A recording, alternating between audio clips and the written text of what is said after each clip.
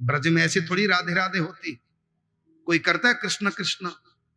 अयोध्या में तो सब राम राम जी कर देंगे, लेकिन ब्रज में कोई कृष्ण कृष्ण नहीं कहता। क्या कहते हैं? राधे राधे। आखिर क्या बात है?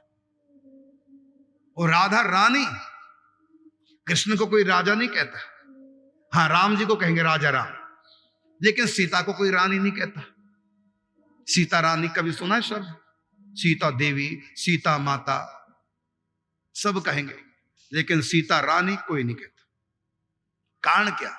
राम जी को राजा कह देंगे, लेकिन सीता को रानी नहीं। क्यों? क्योंकि जब राजा राम बने तो उस समय सीता जी वनवास नहीं हो गई, रानी का सुख नहीं।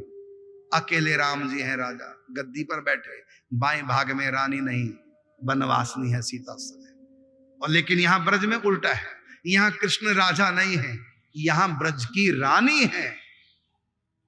राधा रानी इसलिए कहलाती है, ये प्रेम की अधिष्ठात्री देवी ब्रज की राधा रानी है इसलिए। और इनकी प्रजा कौन है? 3 रूप है राधा रानी के। एक ब्रज रानी है, ब्रज की रानी राधा रानी।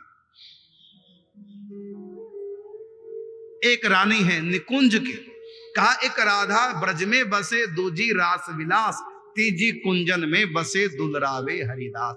एक ही राधा रानी 3 प्रकार की लीला करने के लिए 3 प्रकार के रूप बनाती है। तो एक उनका प्रेम का रूप, एक है महाराज के समय जो राधा रानी, वो है उनका रस का स्वरूप, और एक राधा रानी रंग का स्वरूप।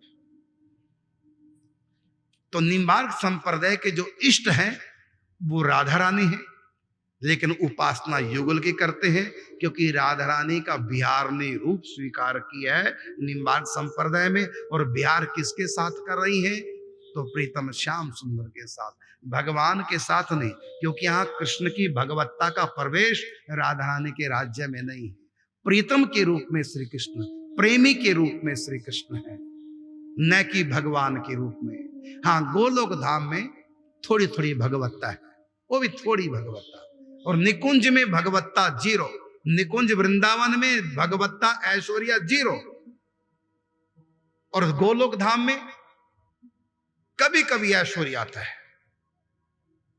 लेकिन ऐश्वर्य का मिश्रण है। शुद्ध परमात्मा का निज स्वरूप प्रेम स्वरूप कहा ना, love is God and God is love.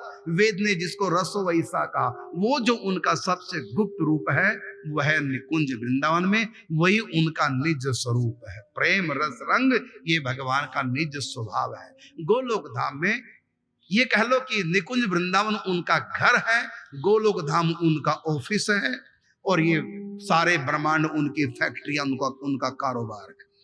सारे अनंत अनंत ब्रह्मांड ये भगवान का कारोबार है, फैक्ट्रियां हैं। और गोलोक धाम उनका हेड ऑफिस है, और निकुंज वृंदावन उनका घर है। तो ये रस की उपासना, घर की उपासना, ऐश्वर्या मिश्रण गोलोक धाम में, लेकिन निकुंज वृंदावन में शुद्ध प्रेम है। तो घर में शुद्ध प्रेम होता है और ऑफिस में थोड़ा ऐश्वर्य। क्यों? इतनी फैक्ट्रियों का मालिक साहब आए हैं, वहां थोड़ा ऐश्वर्या मिश्रण, लेकिन घर में केवल माधुर्य प्रेम।